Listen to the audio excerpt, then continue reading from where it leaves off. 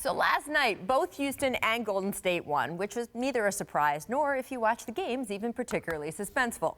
There may have been a point earlier this season where the Warriors were so bored they looked vulnerable, but we seem to be well past that now.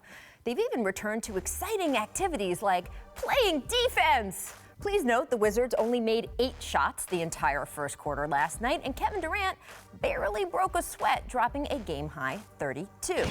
As for Rockets Clippers, well, anyone who had hoped for the edgy game we got last time was sorely disappointed. I mean, yes, we did get, the magnificent crossover from James Harden, which looks even more incredible on the Phantom Cam. So I'm going to let you see this. The pause, the look of disgust, and then he licks his lips, people! Lick the lips! Forget the 60-point triple-double last month. This may truly be James Harden's MVP moment. I smell blood. Ooh, still, the rest of the game is kind of a dud. The Rockets even policed themselves to make sure no hallways were stormed. Our Ramona Shelburne took this picture in a back corner of the Houston locker room. Yes, that is the door that leads to the famous back tunnel, and apparently the Rockets equipment manager taking no chances last night.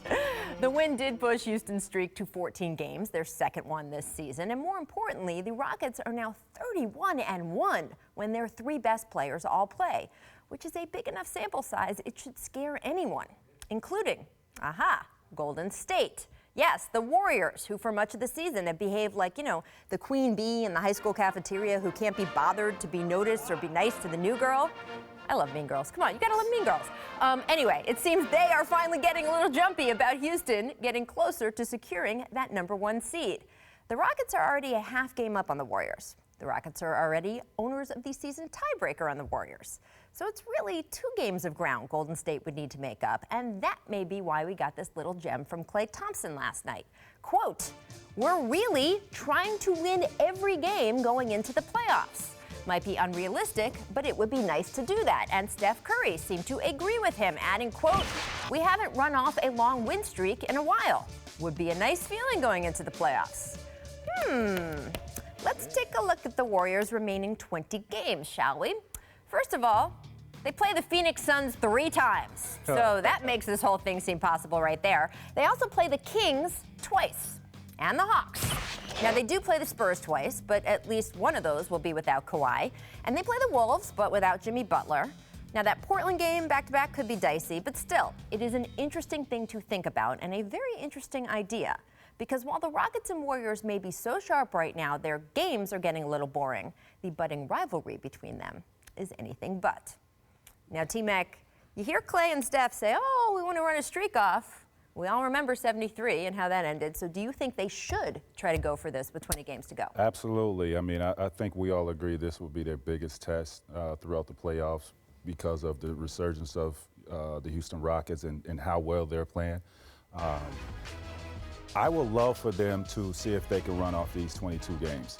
I know everybody would be like, well, what happened when they ran off, those 73 wins in that one season? But, well, let's not forget what happened in the playoffs or in the finals when Draymond Green got suspended. So I put an asterisk by that. I mean, I know Cleveland won that, but listen, they had the momentum completely on that. So I think it'd be wise for them to try to get these 22 games because Houston is playing phenomenal basketball. I'm actually scared for Golden State this year. That's how. Really? Yes, I am.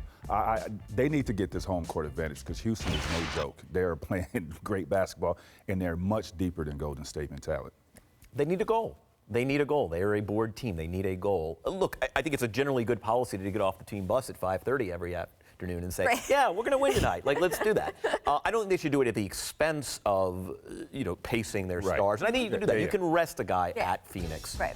Did you notice the toughest game on that slate? At OKC. Well, there isn't a game at OKC. There's also a game at Portland on a back-to-back. So I think both of those are going to be tough. And just, look, when you're traveling, and we know what Portland, how they get up for the Warriors. I would say this, given, the type of energy and how they played inconsistently, they still won a lot of games in the first half of the season. But they really wasn't as focused as they need to be down this stretch. And I think, watching them last night, they've turned it on a little bit. So here's what I was just trying to look up. Our researcher, Michael Schwartz, the Warriors have a 53% chance, this is according to BPI, to win a series against the Rockets if Houston has home court advantage. They have a 62% chance if Golden State has home court advantage. So, by the way, both of those are interesting odds because you would have gone into this season thinking that the Warriors had a 99% chance to win any Western Conference Finals. Houston has put up such an impressive season so far. Now it's kind of a coin toss no matter where it is, but the numbers say that there is a somewhat significant percentage difference depending on who's floor and who gets that #1 seed. I mean, that's enough incentive right there. I mean, there's 10 probability points essentially. Right. So, yeah, all the more reason to do it. Again, I don't want to see guys playing 41 minutes. I mean, No, that's my, no, that's right. Like that. That's my concern.